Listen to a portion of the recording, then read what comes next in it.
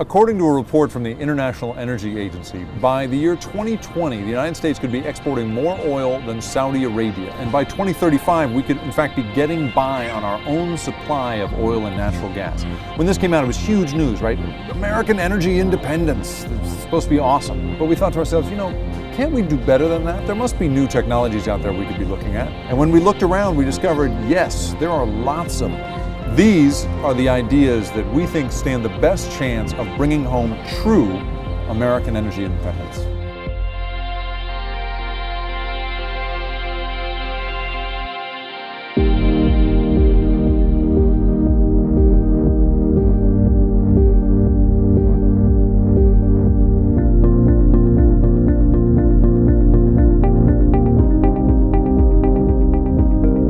This is the Monterey Regional Waste Management District. It's one of 2 landfills that serves Monterey County here in California.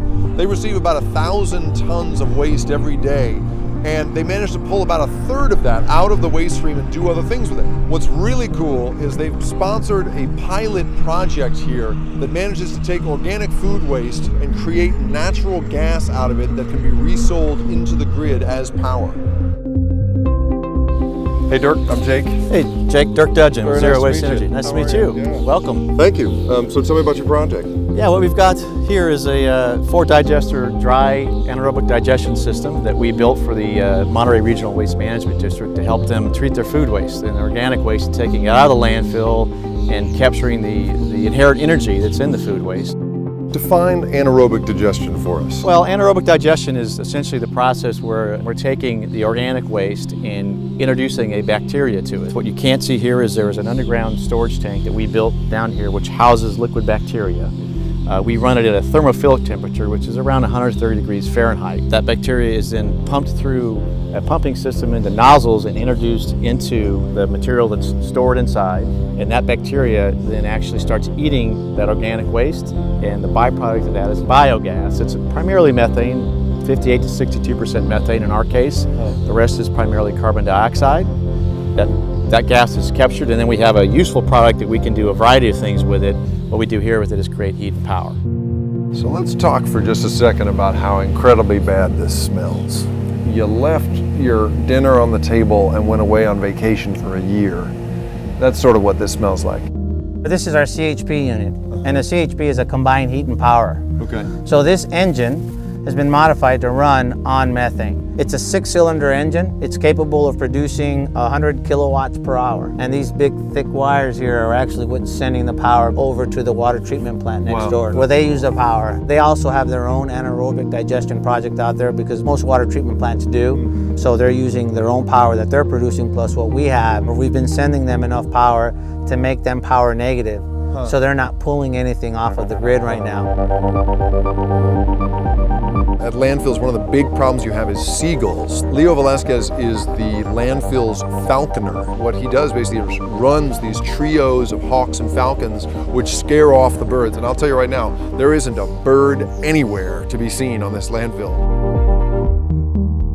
This area behind me has been set up for another 150 years of use. This will all be filled in a century and a half. The thing is, when you leave organic matter out in the open, it takes 10 to 20 years for it to give off as much natural gas as the zero waste facility produces in 21 days.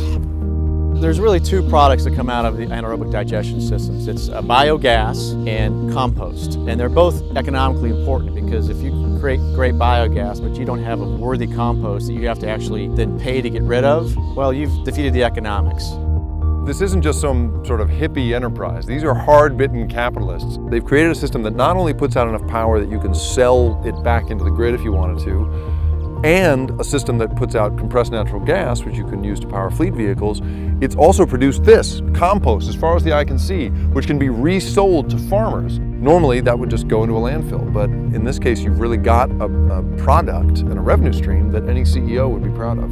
How unique is this sort of in the world and in the United States? It's very commonplace in Europe. We hope to be much more commonplace here in the United States, but this really is one of the first of its kind in the United States of treating dry solid waste off a garbage truck. We're working on a plant in the city of South San Francisco. It's about twice this size in volume. They're going to process about 10,000 tons a year of organics. But he's going to take that biogas and through a system that we install, clean it and compress it into a compressed natural gas fuel for his garbage fleet. So the trucks that actually deliver the material to the site will be fueling with the material that they're bringing in. It will power them as they go back out the gate. Very unique system. Great. So I know this is a pilot project. We're basically seeing this in miniature. If you were to blow this up, how much power could this provide in theory? Anaerobic digestion is not the creator of power that other technologies are. As an example, we're doing a project for the city of San Jose to process 90,000 tons a year of commercial organics. That 90,000 tons a year, so you're looking at something that's 20 times the size in terms of volume, only produces about 1.5 megawatts. So it's not about pure power production, it's about creating energy out of something that traditionally has been landfilled and creating a viable compost that can go back into the soil. It's not as if biogas is going to power, everybody's car, everybody's house, but it does tie off a system that up until now has been pretty ragged. The idea that you're going to just pour waste into a landfill until it's full is silly, especially when it turns out that you can create a system that creates power, heat, and compost that you can sell out of the back. I mean, there's really a sort of a closed loop here that feels to me like really part of the future.